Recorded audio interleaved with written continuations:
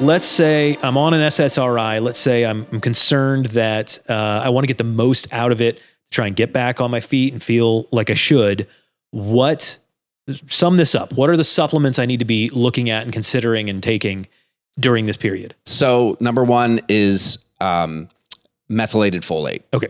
And typically, you can do that alone, especially if you're going for the 15 milligram that's been well studied. But a good coenzyme type B product with those active methylated forms, I think is best, even from a standpoint of not having to take multiple supplements. So for our listeners, folks using our products, that's the coenzyme B complete or the daily essentials? Correct. Okay. Exactly. Right. What else? And then I'd say second to me is the omegas. Yep. There's just so many studies, and again, not all of them positive, but we know of so many benefits with omegas.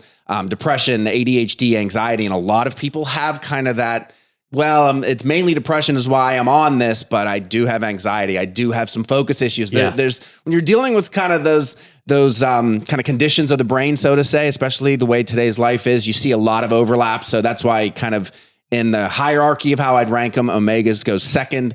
Third would be CoQ10. Okay. And CoQ10 is going to have, again, a lot of other benefits as well, but it directly links, again, to that mitochondrial dysfunction that we see with SSRIs. Very good. Very good. And then anything bonus that if you're just really wanting to make sure your bases are covered, what else? I think this is from a lab standpoint, is check your homocysteine. If your homocysteine is elevated, you're at increased risk for cardiovascular events, but it's also a sign of poor methylation. So that would be one way that, again, along with your other blood work, you could see what your homocysteine is. If it's elevated, there's a good chance that you're not methylating well. And if you're also on the SSRIs, et cetera, that could be that could be a little proof in the pudding, so to say, of should I really start this, supplement regimen? But those would be the big three to me. Okay.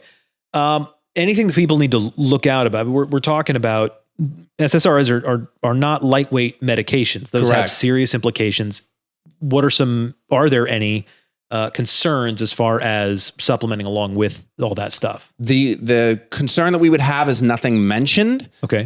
There are other ingredients or other supplements, herbs in particular, like St. John's wort, that has some reuptake inhibition ability. Okay. So, because people will say, I've heard I'm not supposed to take 5-HTP. Well, 5-HTP is a precursor to serotonin. You're just giving your body the raw ingredients. That's not going to, really cause an issue in any way practically. Okay. Something like St. John's wort, though, is different again in that it has a similar mechanism. So you don't want to double up in that case. So everything I've mentioned, very, very comfortable with. St. John's wort, I will mention in order to say that, if you want to use it as an alternative, that's one thing. That's fine, but that would not stack. But don't double them up. Yes. Okay. Yes.